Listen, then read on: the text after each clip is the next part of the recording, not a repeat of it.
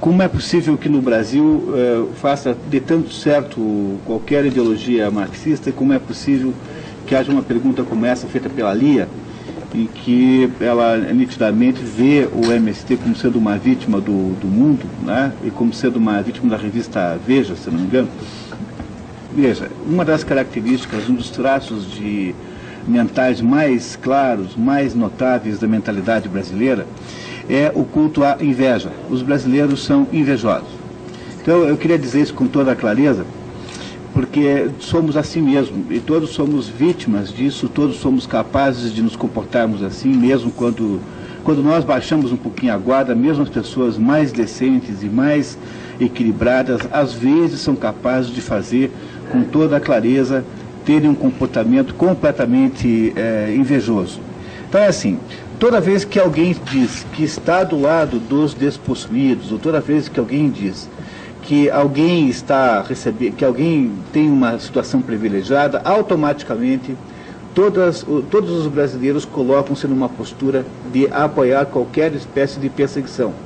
Então, qual é a matéria-prima da qual se nutre o MST? O MST se nutre da ideia de que os fazendeiros são uma porção de gente completamente má, gente que é parecida com aqueles senhores de escravos que de vez em quando as novelas recuperam aí na televisão brasileira, e que essas pessoas que estão invadindo as fazendas produtivas ou não, são pessoas completamente perseguidas, pobres, miseráveis e injustiçadas, quando na verdade essa é apenas uma espécie de fantasia que se coloca assim, porque é deste modo que a mente dos brasileiros entende o mundo.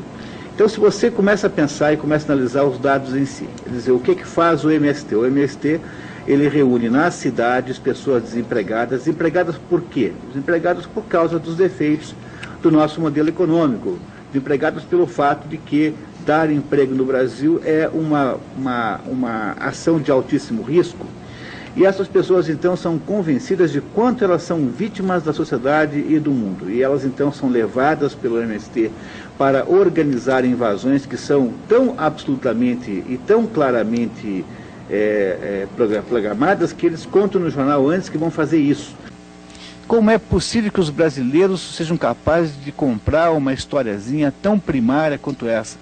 Porque os brasileiros, cegos pela inveja que têm de qualquer pessoa que tenha dado certo, eles então aderem a qualquer processo persecutório, a qualquer ideia que possa dizer assim, não, nós precisamos melhorar a justiça do mundo, e a justiça do mundo é justamente perseguir aqueles que têm alguma coisa. É a mais simples e primária das atitudes humanas, a inveja, que de todos os 7 pecados capitais é o pior, porque ele não tem a virtude dos 3 que são divertidos, que são a gula, a luxúria e a preguiça. E dos 4 que sobraram, o pior de todos, porque o invejoso é aquele sujeito que não, suportando a ideia de não ter aquilo que o outro tem, ele tudo faz e todo esforço procede para que o outro perca aquilo que ele não tem. Ou seja, o invejoso é basicamente um destrutivo. E no Brasil a inveja é o tempo todo presente, e ela é fundamentalmente aquilo que nós vimos quando a gente, por exemplo, vê essas leis como taxação sobre grandes justiças, agora há uma nova ideia de se impossibilitar a herança, ou seja, a herança só funciona por usufruto, só pode herdar aquilo que você pode usar e não mais do que isso, o resto passa para o governo. É uma ideia nova, já vai começar a aumentar de importância. E, além disso, os impostos sobre bens luxuosos, o imposto de renda progressiva é um exercício de inveja, não tem a menor dúvida disso. Agora, não há a menor chance da gente deixar as pessoas ricas perseguindo os que deram certo, porque são os que dão certo que vão gerar o emprego para aqueles que não têm nada.